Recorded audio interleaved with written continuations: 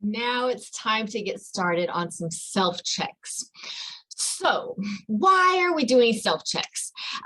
Basically, it's to help you connect with your body. So many times our pelvis and pelvic floor and genitals are like a black box. Like we know things are down there and that maybe they're working right, maybe they're not, maybe you don't really even want to look. But it's important to get a baseline, just like we got a baseline on your symptoms and so forth. Now let's get a baseline on these various things that we're going to self-check. So the way that I've structured the self-check is into two global categories. One category are the non-muscular structures, okay? And then the other category are your muscles, your muscular structures. And we're gonna be specifically focusing on the pelvic floor muscles, but we will touch on some of the hip muscles and glutes and leg muscles that attach to the pelvis and abdominals, okay?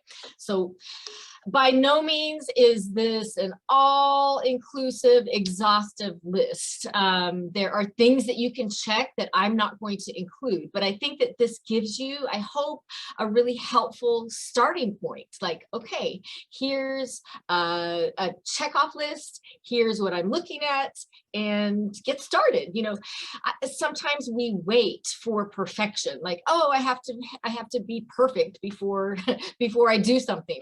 And you know, I personally struggle with that, even with this self-check.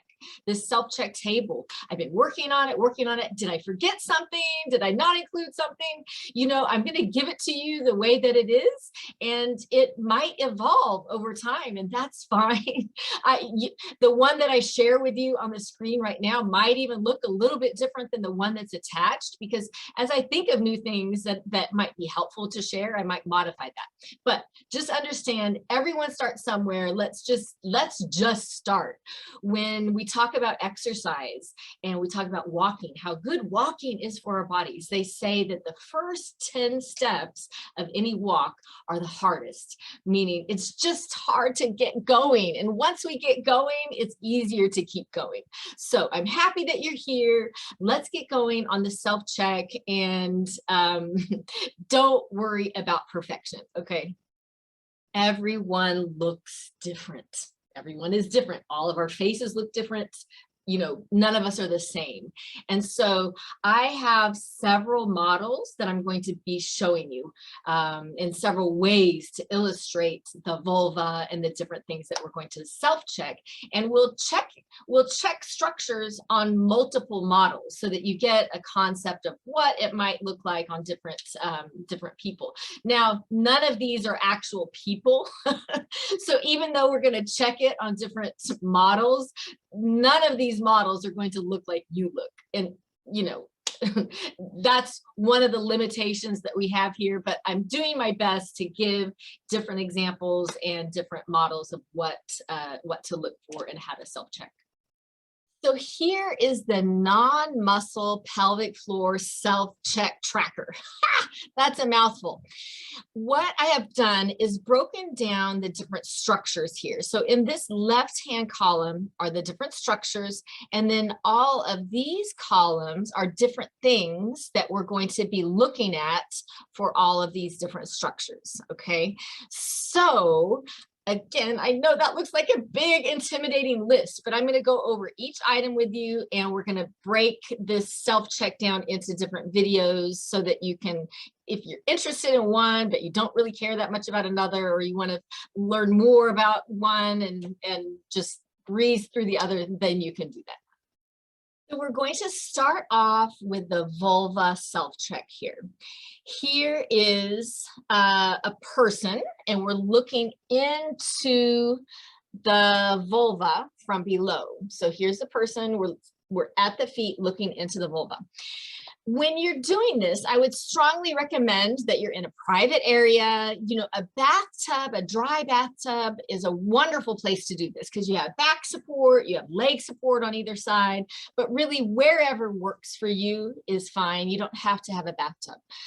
Also have a mirror, or you can use your phone on selfie mode, but like a handheld mirror or one of those makeup compact mirrors are, you know, a helpful thing. I also do want to say, I understand that everybody's anatomy is different and mobility may be different. So just because I'm able to get into this position and I can get a mirror there, you might have a struggle with it. So you might have to even be creative. Like if you have a wall mirror, kind of positioning yourself so that you can see yourself on the wall mirror, or whatever works for you. But visualizing yourself down here is what we're after. Okay, so we're going to start off with just looking, and then we'll gradually begin touching and feeling and palpating your tissue.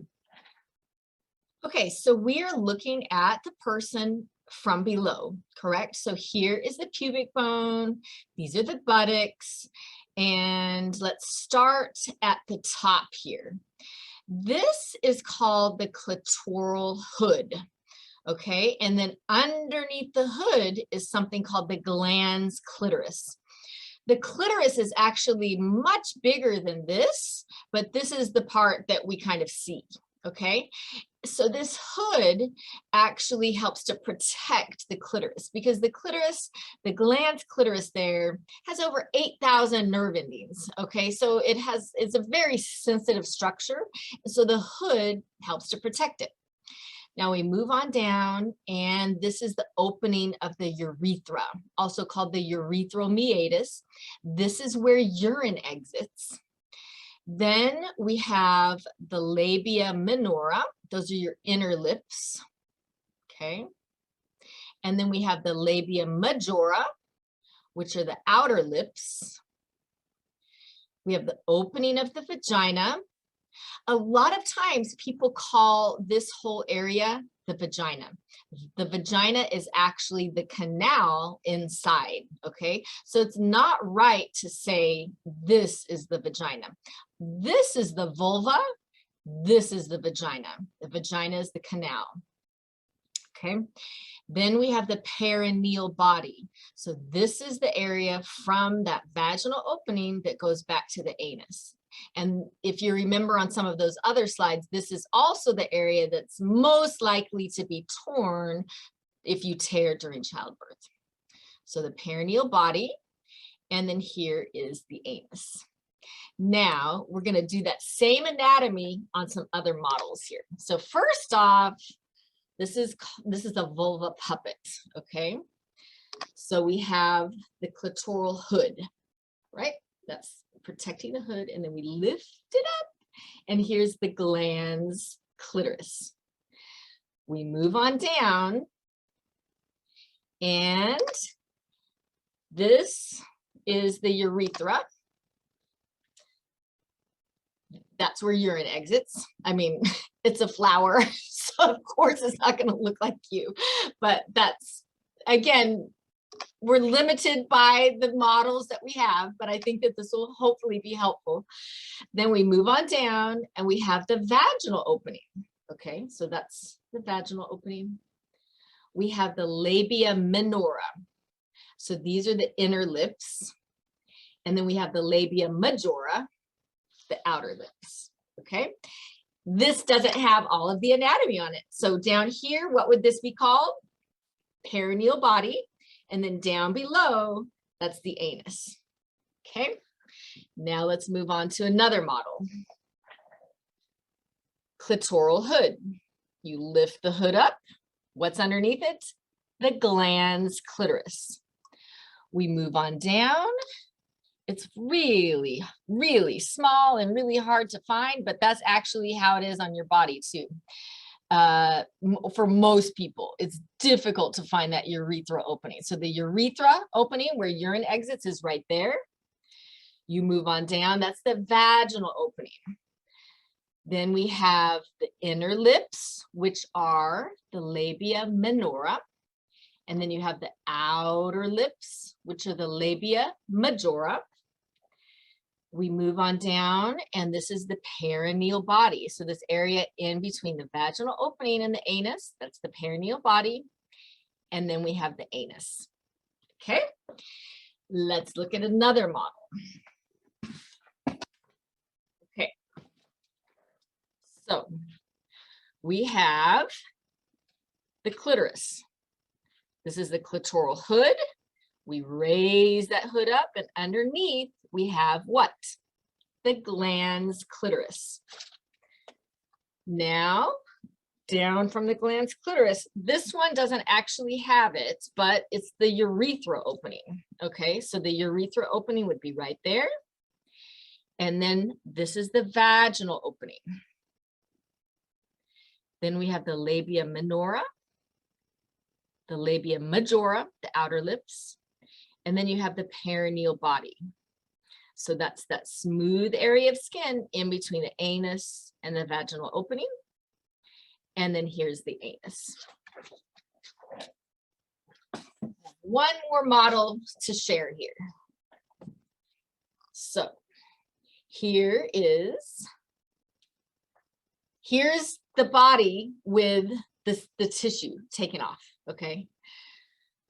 So this is the pubic bone. This would be the clitoral hood. Underneath it, we have the glans clitoris.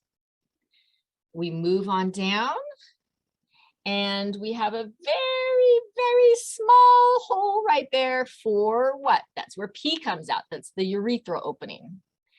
Then we move on down, and we have the vaginal opening. Then we have the inner lips, the labia minora, and the outer lips, the labia majora. And you see what is right under the labia? You have pelvic floor muscles, but we're going to check those later, okay? Then we come on down, and this is the perineal body, that smooth area of skin in between the vaginal opening and the anus. And I say smooth, it may actually not be smooth. Like if you had scar tissue, or if you had any kind of skin conditions, or any, some people, it may not be smooth, and that's okay. But generally, it's a smooth area of skin in between the vaginal opening and the anus. Perineal body, and then we have the anus. So that is the orientation of the anatomy.